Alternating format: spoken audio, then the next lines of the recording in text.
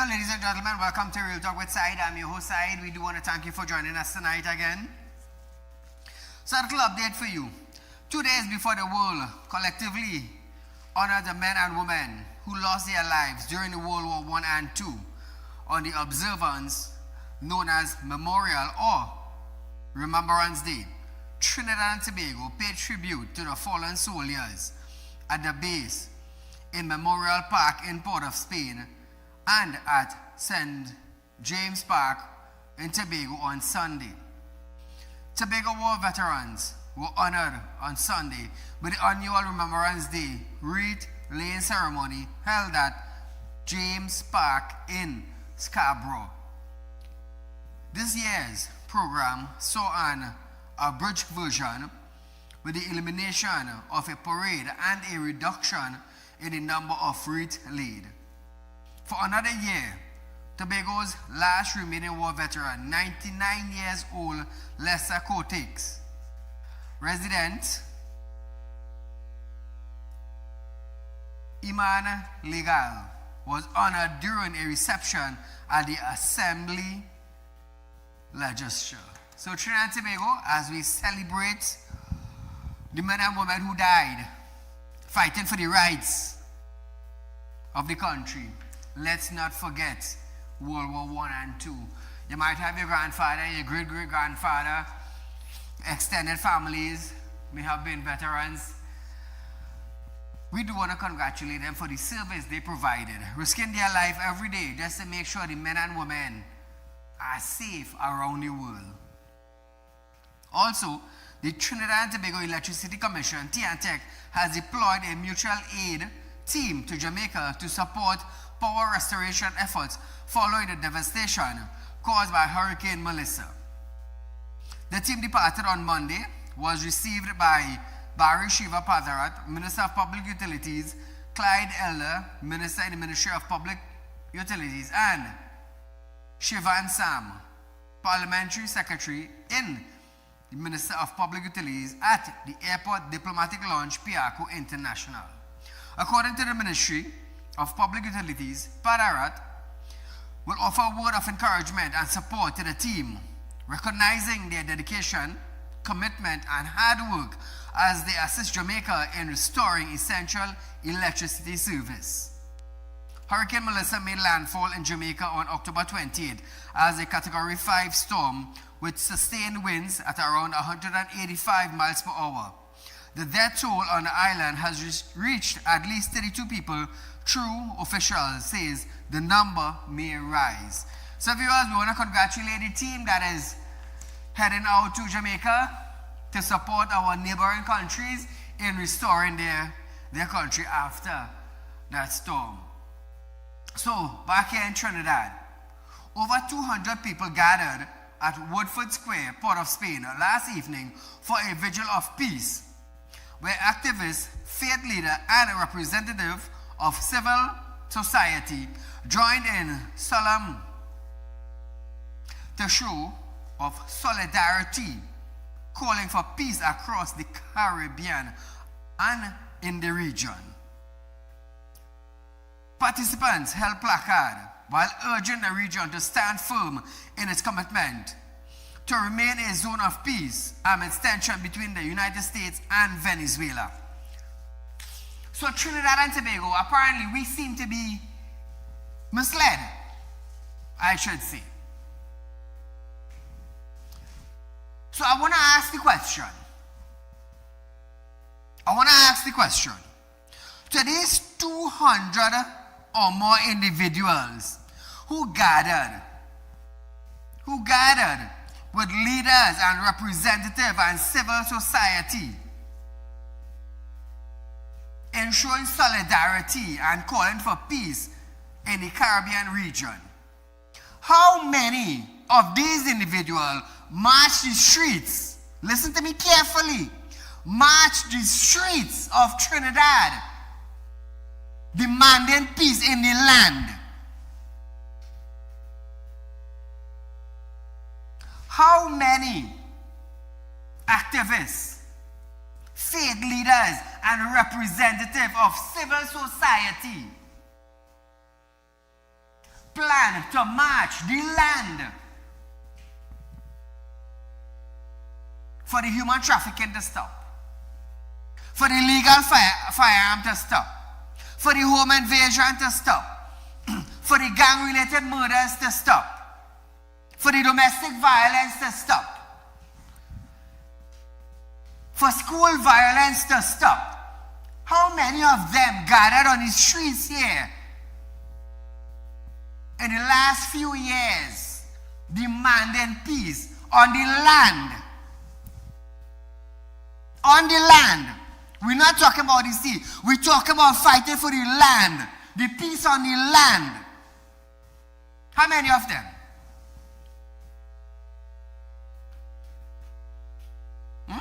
How many?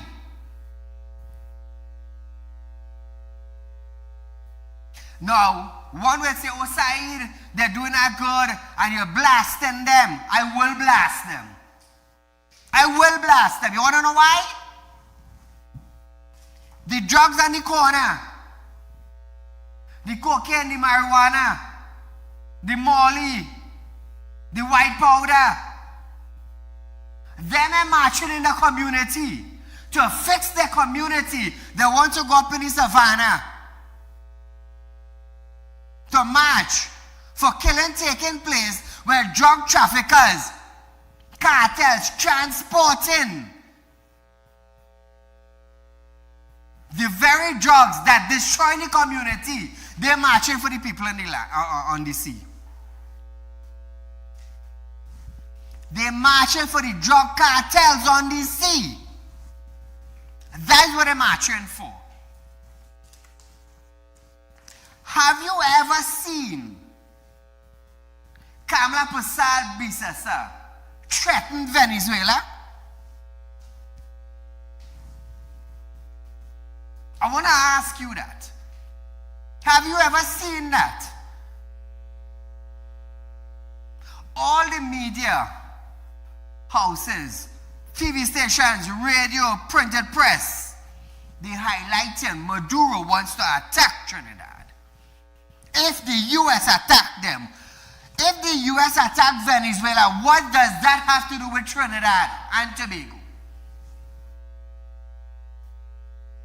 We have our English tongue in our mouth, but apparently we cannot understand the English that we are speaking. Our ears cannot comprehend the very same English that we are speaking, or talking, or communicating with our English brothers and sisters.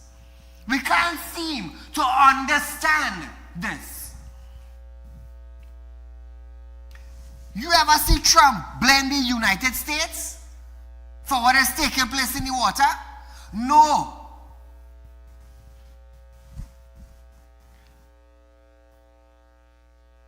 You ever see the Venezuelan government blame the United States?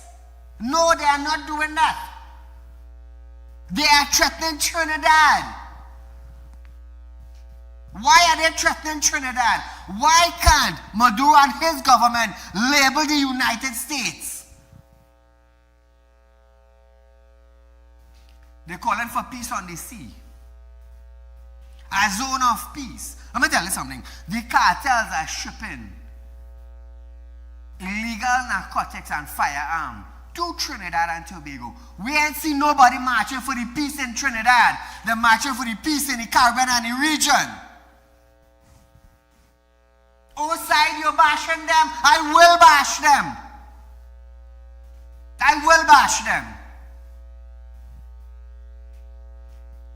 Why they don't march and tell Maduro to stop threatening the government of Trinidad and Tobago? Because the government of Trinidad and Tobago is not blowing up the drug cartel ships outside. It's sad, isn't it? It's really sad. You see, I have nothing to fear because I am not in the drug trade. That's the difference. And my job, being on television for the last 8 years, as a media personnel, as a talk show host, as we go live, my job is to tell you the correct thing. not to mama guy you, and not to flip the script. That is not my job. My job is not to sweep them things under the carpet. That is not my job. My job is to come here to educate you, the citizens of Trinidad and Tobago. Who declared war on the drug cartels?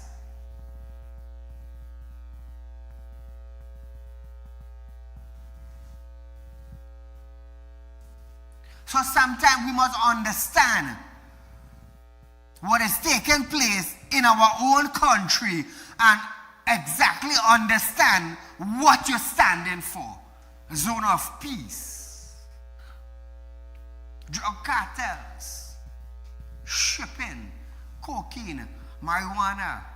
Illegal firearm. Human trafficking to the Caribbean countries. But which government plans to stop it? Which government plans to eradicate it? Which government plans to secure the border that these things would not enter the country and cause confusion and killing and gang-related killing in the community?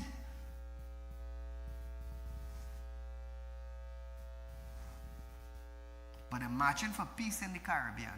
They can't march for peace in the community, but they're marching for peace in the Caribbean. The drugs coming in Trinidad. Anybody marching for peace? Anybody marching to get illegal firearm off the streets? Outside, you're bashing them. I will bash them.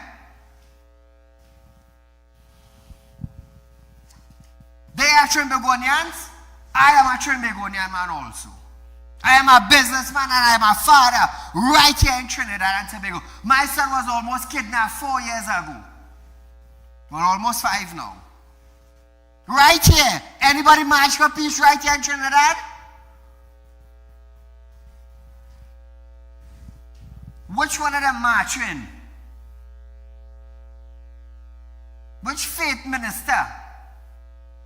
Which community leader?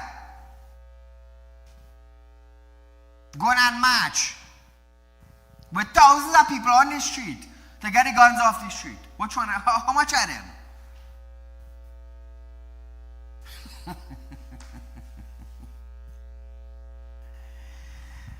Activists.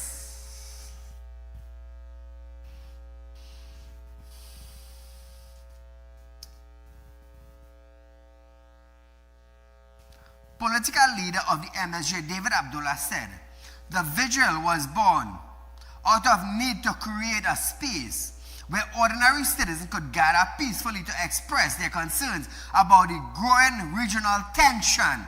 Let me tell you something. Let me tell you something.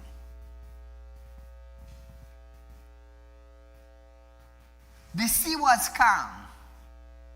The cartels were using the sea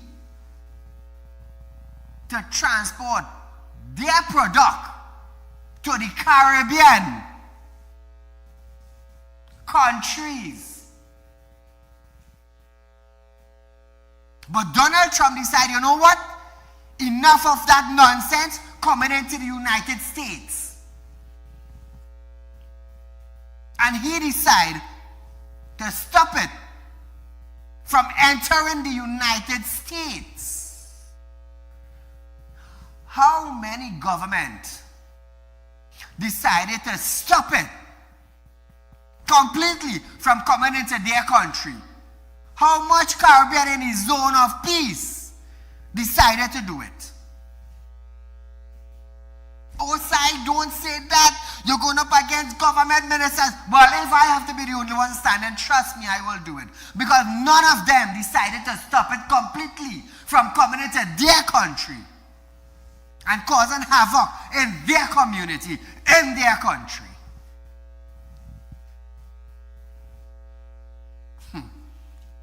MSJ marching on the land, you know. Here marching on the land. But he marching to save the cartel that transported it. And they call it the zone of peace. Anyhow, I wouldn't take too much time of that now, but before we go to our next story, listen to this video. We the people have to say so. we have to say that's not what we want. And because we also have a lot of deep concerns about the audacity in my mind of the United States that, the government of the US, which believes it is okay, they come into our region, blow up ships, kill people, and we know that it has reached past 60 now, without any repercussion. Something is wrong with that. Moving along from that, while the government has remained mum on the Joint Trade Union movement JTUM support for yesterday's Zone of Peace rally, the opposition commend the union stance for peace in the country. The opposition support them, but what was the opposition doing to create peace within the country? For the last 4 years, home invasion has been on the increase. Drug trafficking has been on the increase. Human trafficking has been on the increase. Domestic violence have been on the increase. Murder in the communities have been on the increase. But the opposition support 200 people marching.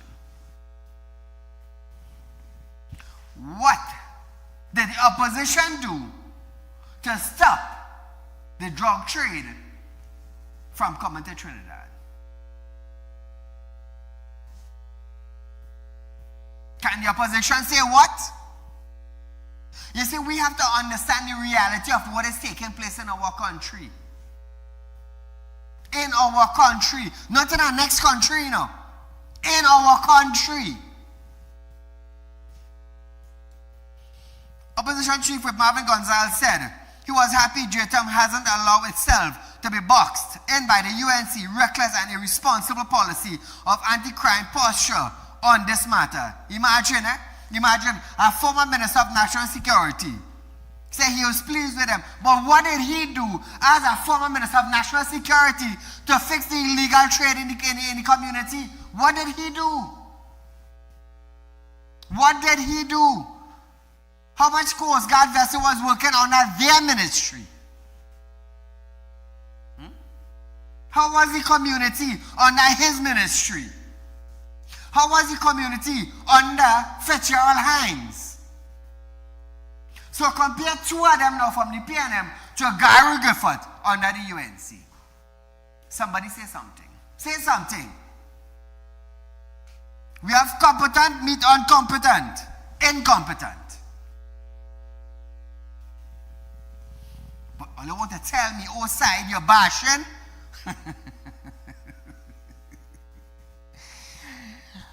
Imagine, you can't even walk out your house door because they get robbed right in front of your doorstep.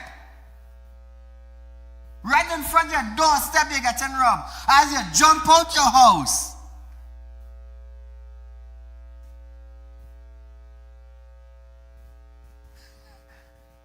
Where the match? Where JTUM and the match? Somebody say something. Oh, side, you're bashing them. No, according to Marvin, support also came from Venezuela for yesterday's peace rally at Woodford Square in Port of Spain. Support came from Venezuela. That's the same country we nearly get sanctioned because doing business with them, I have nothing against Venezuela, I want you to understand that. I have nothing against Venezuela. The war is between Venezuela and Donald Trump administration. That is the war. You feel Trinidad had no war? Well, think again. Think again. We have war going on in the communities. We have war going on with the gangsters right here in Trinidad and Tobago. We have war going on with what? With what again? Gang leaders right here.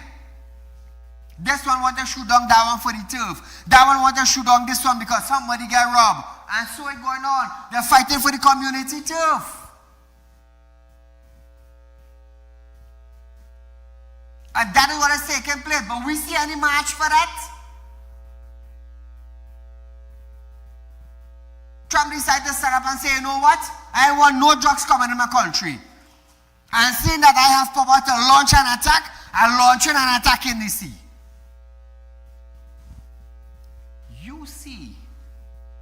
Donald Trump invade any country? You see Donald Trump invade Venezuela? No. Did you see Donald Trump invade any Caribbean countries? No. Common sense will tell you they are attacking the drug transshipment on international waters.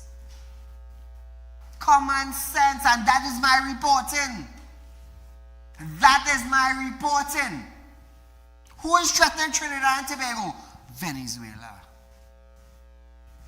Venezuela is threatening Trinidad and Tobago. Venezuela couldn't see about their own economy. Thousands of Venezuelans left Venezuela under Maduro regime.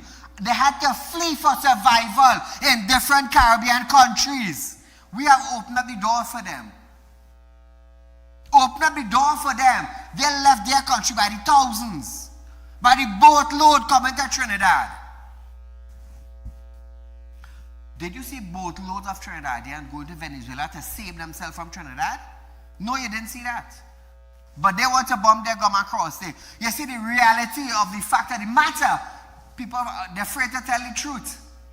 They are afraid that somebody might come after them.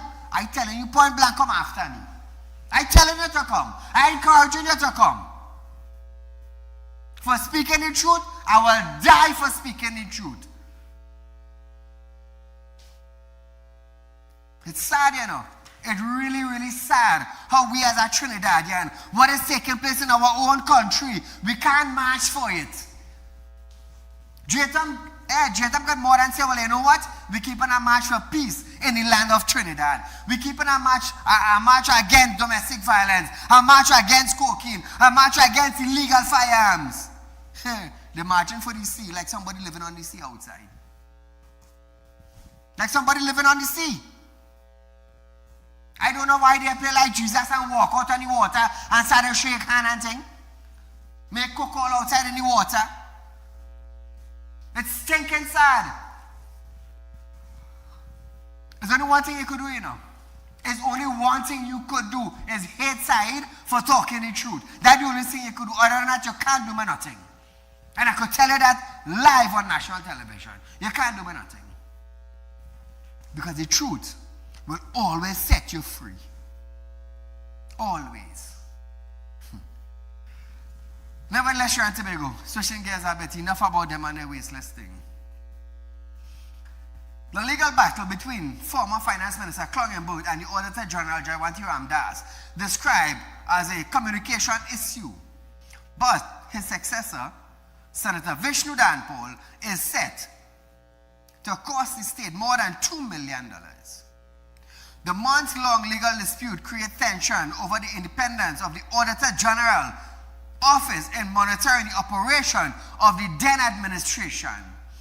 At a recent press conference, Danpal was questioned on the government spending, the practices, and asked about the prudence of the legal expenditure. Listen to this.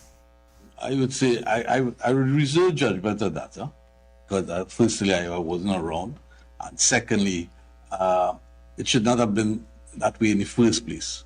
It was the way I saw it from outside, a communication issue that could be handled much better. Between both parties? Between both parties, easily. Once a Minister of Finance cannot communicate with the Auditor General, our country is in big trouble. Miscommunication, he said. Miscommunication that's not supposed to happen. But in the auditor's report, leading up to the last, Jayawanthy Ramdas is probably still waiting on documents, receipts for money that was spent. But he said miscommunication. We have a call? Caller, good night.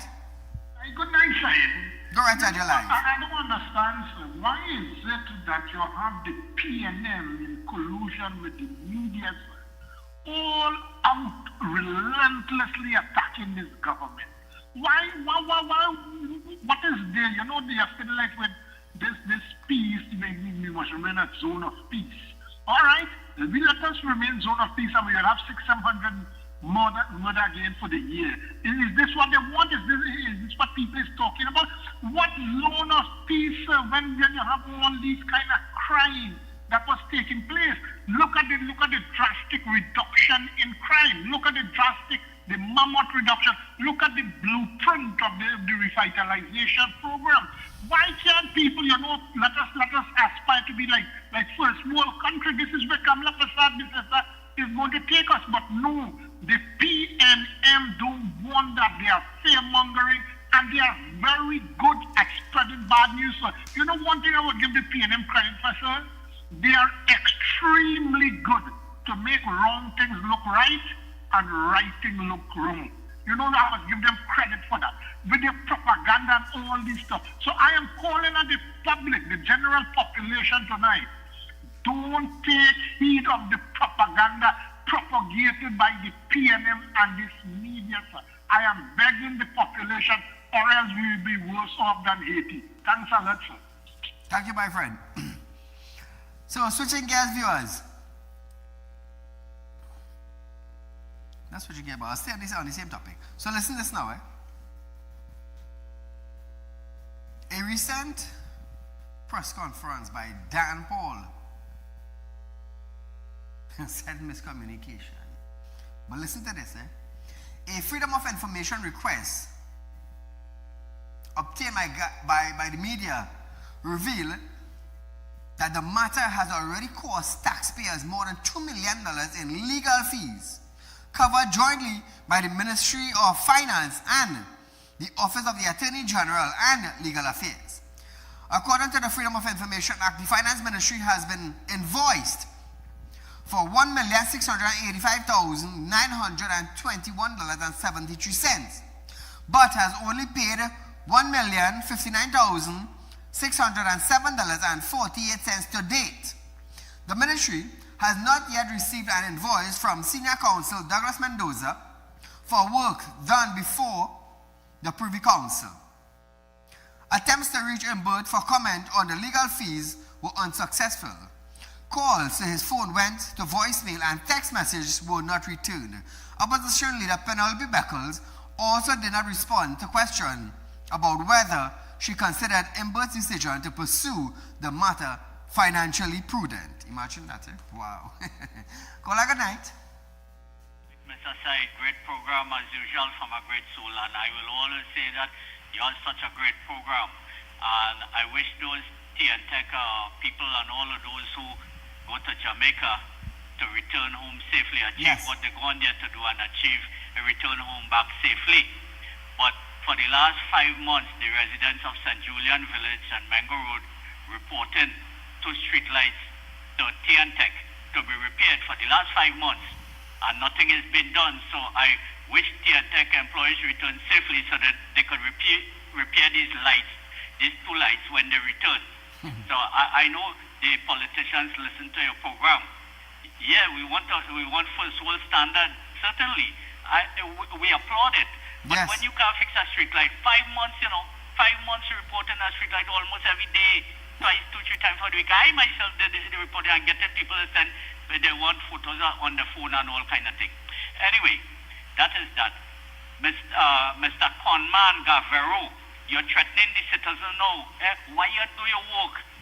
You threatening the citizens and telling the citizens the vengeance of Moko will fall on them. You write in your head, if you don't know, every crime in this country, every lawless act, every kidnapping is connected to the police service, as you even see today, highlighted on the program before your program, Mr. Sai.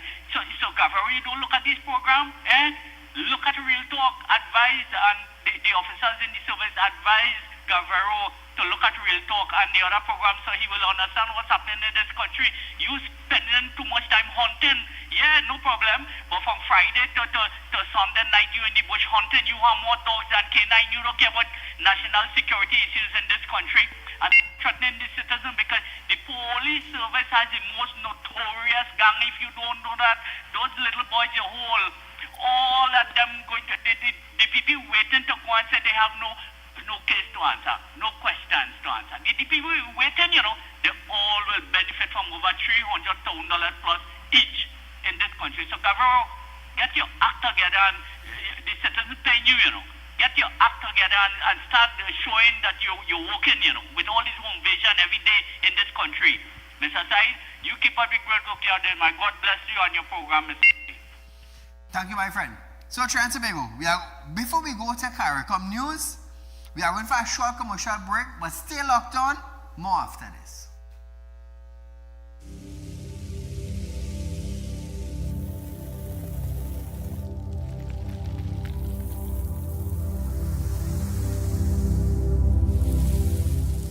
We'll be right back.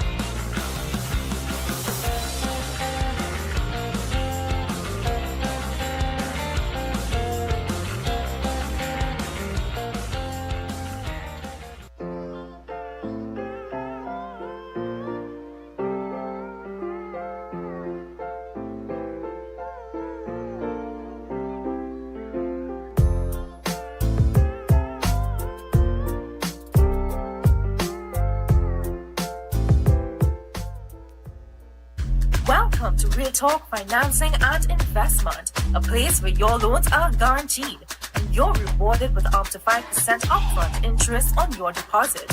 Why wait when you can invest with us today and reap the benefits? Speak with a representative at our central branch at 238-6716, 231-6219, or 339-1670, or our south branch at 242-9944, 241-0543, or 339-1670. Real Talk Financing and Investment. Investment company just for you. To be you. To be you. To be you.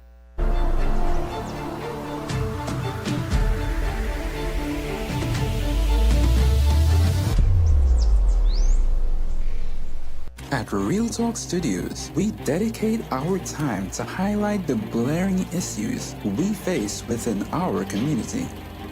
Catch us live every Wednesday between 7 to 8 p.m. Real Public Concern.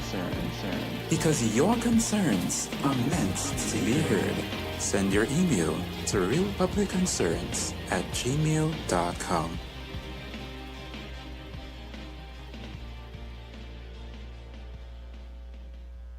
When life throws you a curveball and you need a clear path forward, trust Real Talk Wrecking Service to get you back on track. Whether you're stuck on the roadside or dealing with an unexpected breakdown, our 24/7 wrecking service is just one call away. Fast response, reliable towing, and a team that's got your back. At Real Talk Wrecking Service, we don't just tow, we rescue. Real Talk Wrecking Service, your lifeline on the road to recovery.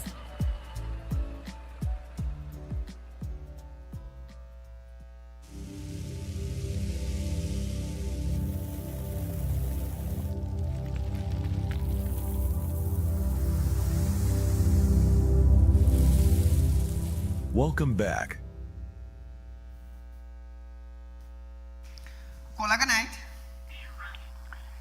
A very, very good evening to you, Mr. Said. To you, my friend, you're live. Go right ahead. I just want to be quick tonight. So, I would like to make a few suggestions to the authorities. Yes. One, the fight of crime is crime is spiraling again. Yes. And you see number plates. The great Jack Warner had suggested RF plates, radio frequency plates. But let's say that is a costly exercise to do now. Nobody should be allowed to go to any place and order number plates without your certified copy. They should make that a rule. If you don't have your certified copy, you can't get plates. The canine division in Caroni is very underutilized. They just have the dogs eating and exercising there. You need to have your canine. Like in the mall the other day when the guys escaped, the dog would have come in very handy. And finally, your caller's call, the one who called before, he has made pertinent contributions and whatnot. But he came a little nervous just now. He must refrain. I hope you understand. He must refrain from saying things like what he just said, like calling the commissioner of police a conman. That is a serious allegation. So he needs to know a little better than that. All the best. Have a great evening. Thank you, my friend. Former Foreign Affairs Minister Dr. Amy Brown have stated that this country cannot afford to serve itself from the region. He insists that Trinidad and Tobago needs to be part of CARICOM, emphasizing that the bloc's solidarity is essential. In the face of raging geopolitical tension, threats from Venezuela, and hard stance of the United States, Dr. Brown argues the alignment with CARICOM and this time should be non-negotiable. Listen to this. This country needs the CARICOM market and the solidarity moving forward for its development. Apparently, Kamala Prasad is the only head of government in our region that would have made the calculation that you surmised in your question, that would have led to Trinidad and Tobago being isolated from CARICOM in this month. Now, Brown, we understand you, right? We understand you. But listen to this. Both the Foreign Affairs Minister and the Minister of National Security have stated that the United States airstrike was carried out as part of a U.S. military operation and that Trinidad and Tobago has no direct involvement in those activities. Now, what I want you all to understand, does CARICOM support what Trump is doing? So far, no. No, they don't. But has any CARICOM country tried to prevent the drugs from coming into their country? So I want Brown to sit down and sleep on that. Sit down and think, and then sleep, and then sit down and sleep again and think about that. And ask yourself, Mr. Brown, if your party and the Minister of National Security, how much work did they put into getting the borders of Trinidad and Tobago safe, a country where you yourself lives? That's to start with. So, my other thing is that, did Trinidad and Tobago strike any cartel boat? No. Did CARICOM strike any cartel boat? No. So who are we blaming for this? CARICOM? Are we blaming Trinidad and Tobago? No, we can't. So why don't Brown take up this matter as a former minister? Why don't you fly out with your team and go and meet Donald Trump and his team and hear what they will tell you? Hey, they might insult you. They might insult you. Because they might ask you, when you were in power, what did you do to fix the drug trade in your country? You're coming to tell us what to do? You see, and that is the difference. That is the difference between people who actually want to get a job done rather than just sitting down in a corner and bragging your mouth. That is the difference. Don't forget Trinidad and Tobago. PNM Minister of National Security, Fitzgerald Hines, said it is not his job to make all you feel safe. Always remember that, eh? Always remember that. Now, meanwhile, there have been calls for the government to investigate the suspected death of 2 TT nationals said to have been on one of the vessels that was bombed. However, government minister maintained that it is not the role of the government to initiate such an investigation, but rather the responsibility of the families to make an official report to the authorities. Dr. Brown offered his position on the matter. Listen to Brown.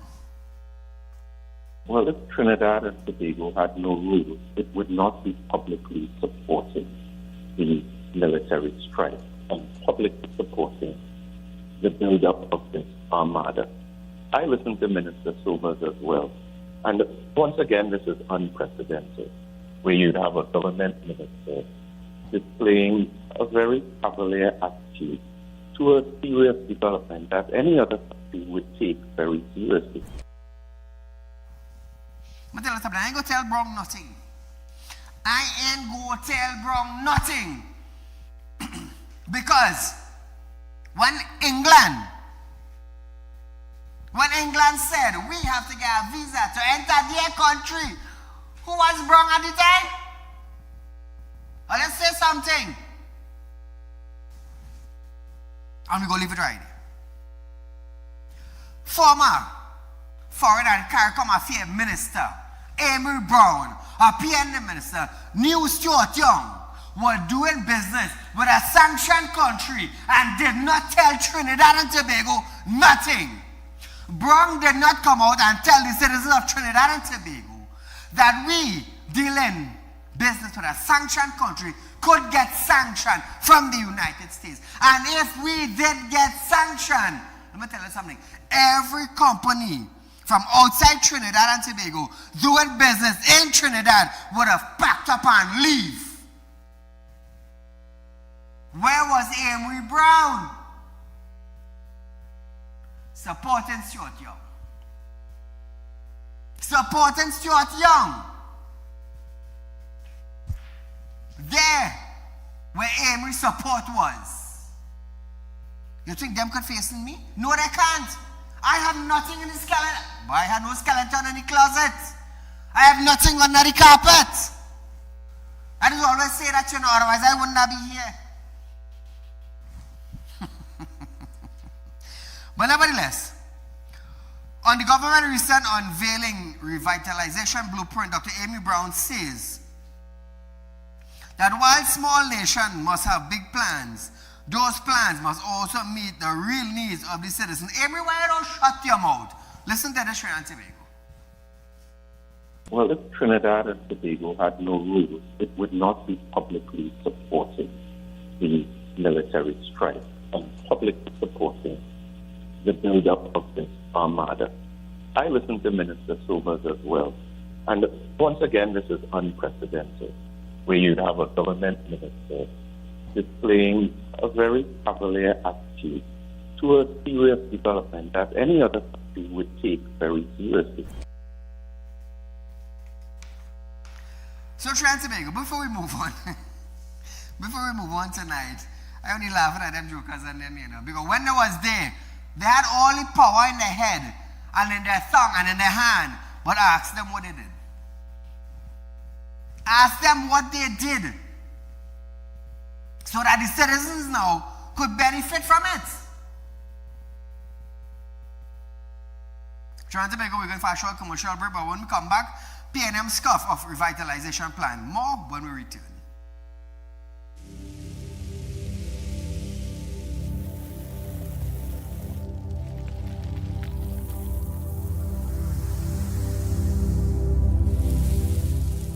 We'll be right back.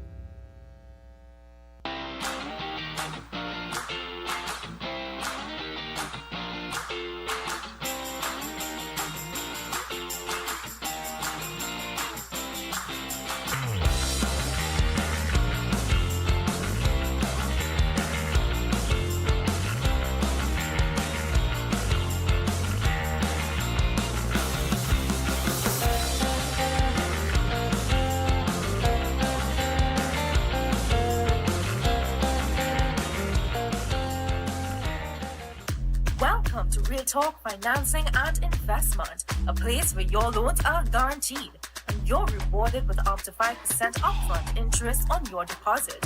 Why wait when you can invest with us today and reap the benefits? Speak with a representative at our central branch at 238-6716, 231-6219, or 339-1670, or our south branch at 242-9944, 241-0543, or 339-1670. Real Talk Financing and Investment. Investment company just for you. For you. For you. For you.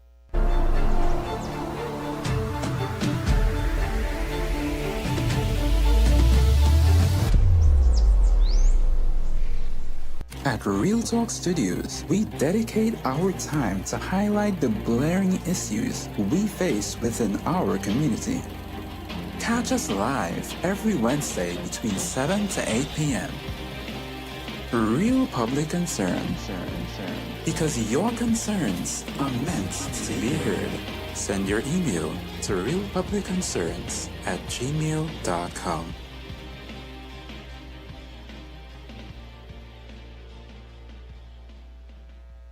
When life throws you a curveball and you need a clear path forward, trust Real Talk Wrecking Service to get you back on track.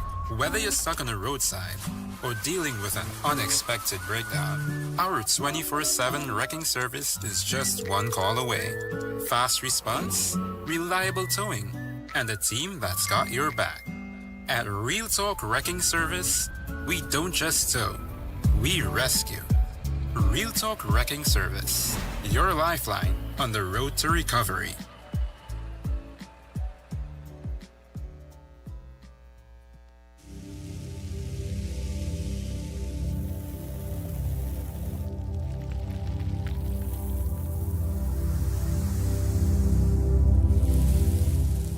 Welcome back.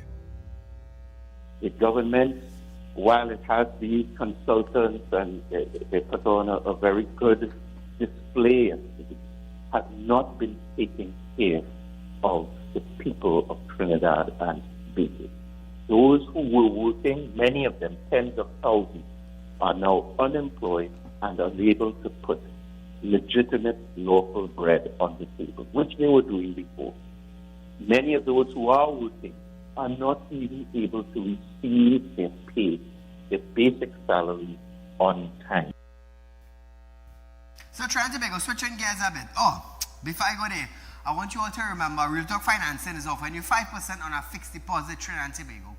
This is the only financial institution in this country that is giving you your interest up front when you open a fixed deposit with us. Now, I always say, if you invest 200,000 or 100,000 within 14 days, the officer that did your application is going to call you to collect your interest.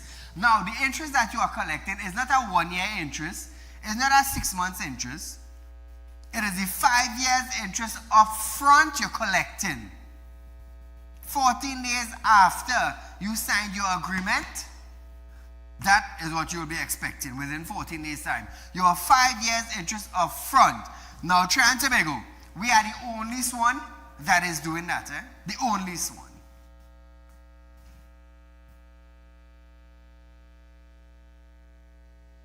Minister and Diego Martin Northeast MP Clong and Bird has scoffed at the government development plan for Trinidad and Tobago. In a post on X, Bird claimed that while the government could not pay salaries, they are unveiling plans to transform Trinidad and Tobago into Dubai, complete with a massive skyscraper. San Fernando East MP Brian Manning accused the government of attempting to replicate his late father development plans for this country. Manning, a former minister in the Ministry of Finance, says the UNC-led administration does not have any idea. So I want to ask Brian something. So Brian, you are telling the citizens of Trinidad and Tobago that this is your father's plan. The PNM administration took office in 2015, I believe. 9 years of the road, you gonna tell me you could not have walked in your father's footstep and finished his plan? You couldn't walk in your father's footstep and boast, but you know what? This is my father's plan and I am going to fulfill it. What a shame. What a shame. And you are serving, Brian, under the same PNM administration. But it's such a sad thing now that you had to come out 9 years up the road now when all get voted out. The people put all you out. You want to come to tell the same people who put all you out of office that this is my father's plan. So why you didn't fulfill your father's dream? being served under the same PNM administration.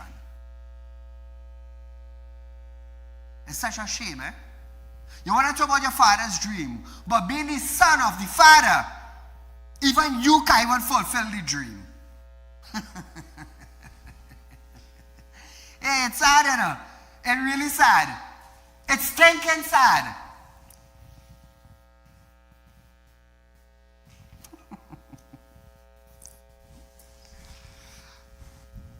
So, Brian, let me tell you about father's dream and son walking in father's footstep. Let me tell you something about that. My father was a money lender in his days. In his days. Today, I walked in my father's footstep, and you know who am I today, Brian? I am a money lender also with a vision. With a vision. My father did not open a lending agency as big as me, the son. But you know what I did?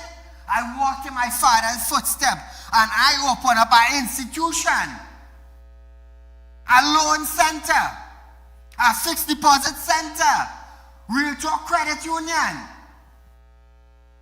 You understand, Brian? So I walked in my father's footstep and I accomplished what he didn't have the time to do on earth. Today now you want to come and tell Trinidad and Tobago citizens, the same citizens who voted all out the power, you want to come and tell them this is your father's dream. Hey, you're quick to talk about your father's dream, but you ain't quick to talk about the accomplishment of your father's dream, who was a prime minister in Trinidad and Tobago. But you want, hey, boy, look at this, look at this. All should have been comedians. All should have been comedians. 9 years up the road, you want to talk about your father's vision, your father's dream. The UNC has no plan. So, Brian, for the last 9 years, what was your plan for Trinidad and Tobago? What was your plan for your community?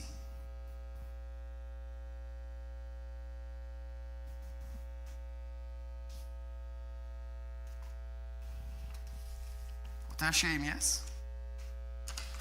What a shame. Switching gears, Trinidad and Tobago. Police have charged 2 students seen physically assaulting another student on the staircase at the Superior East Secondary School. Remember, we highlighted this matter?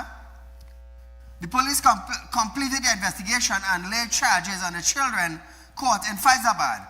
The 2 girls are expected to be charged with assault. The 32-second video which circulated on social media showed one student ascending a staircase while 2 others repeatedly struck her and attempted to pull her down. The 14-year-old victim was taken for medical treatment but did not sustain serious injuries. Police expect the summons to be issued later. So Trinidad and Tobago, both of them, I am sure that they will be expelled from the school. I am sure they will be expelled and they will also be charged with assault. Now, TTPS reported assault. But I'll tell you something. There may be about 4 or 5 different assault charges stemming from this. You will get assault. You will get assault wounded with intent. Because you did pound on her with intent. And then wounded with intent to do grievous body harm. That is 1. That is 2. And then wounded with intent to a human being. That is 3. And the list could go on.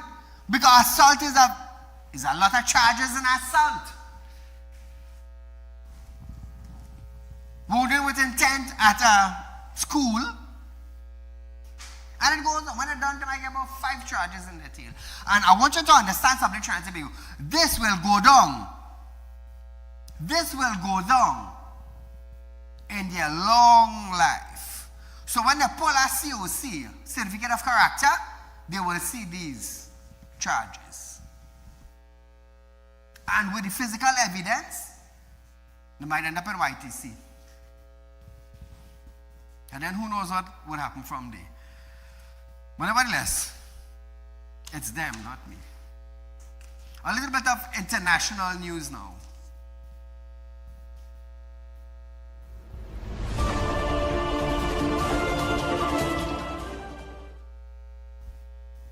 Defense Secretary Pete Hegseth on Monday announced the latest in a series of strikes on boats accused of ferrying drugs, killing 6 people in an attack on 2 vessels in the Eastern Pacific Ocean.